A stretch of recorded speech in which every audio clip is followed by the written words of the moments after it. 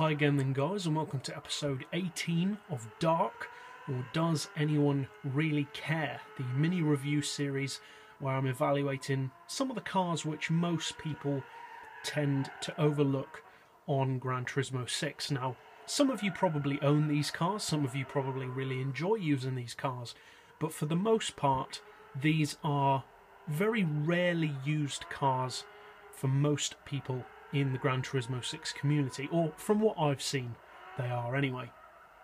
So in this episode, as you can see, we're doing a mini review of the Fiat Punto HGT Abarth. Now, it's a hot hatch. We've done a couple of other hot hatches in this series, but this is, as standard, or in its standard form, one of the least powerful hot hatches in the game. It's got about 128 horsepower before you do anything to it. So it's not exactly overwhelming in terms of spec. It costs 30,000 credits, so it's okay price-wise, not particularly bad, not particularly good. So is it any good? Well, surprisingly, or surprisingly to me anyway, it is actually better than I expected when fully tuned. Fully tuned, it's actually got 321 brake horsepower, which for a small front-wheel drive chassis is a huge amount of power. And in fact, it's actually more power than its descendant, the Abarth Grande Punto, which is, instead of being in the Fiat dealership, it's in the Abarth dealership.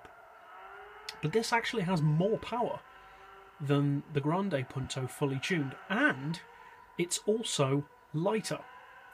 Over 100 kilos lighter, in fact, with the full weight loss package, which, when you're comparing small hot hatches, 100 kilos less is a massive difference. That's pretty much the equivalent of having a large extra person removed from the car in the difference in weight. PP wise, you're looking at 482 PP fully tuned, so again slightly higher than the Grande Punto. And overall, I was expecting it to be, well, to be honest, I was expecting it to be slow when I first bought it. I just bought it for the sake of it, really. But then when I saw how much power it had, I was still biased against it and didn't expect it to be able to cope with that power very well. Because obviously, front-wheel drive chassis, small lightweight car, I expected it to just have chronic understeer and lots of torque steer, which ruins its off-the-line performance. But I was wrong. It's really good. There's very, very little understeer, hardly any wheel spin off the line at all, tons of grip, and the performance is actually really, really good. It's a lot quicker than I expected it to be. It's actually one of the best handling hot hatches I've used so far on Gran Turismo 6, and that's saying a lot considering I do own quite a few hot hatches, and also considering that I don't like front-wheel drive cars generally. But this one has actually impressed me. It handles really well. The handling is actually almost so good that you can't tell that it's a front-wheel drive car. It almost feels like an all-wheel drive or even a rear-wheel drive car.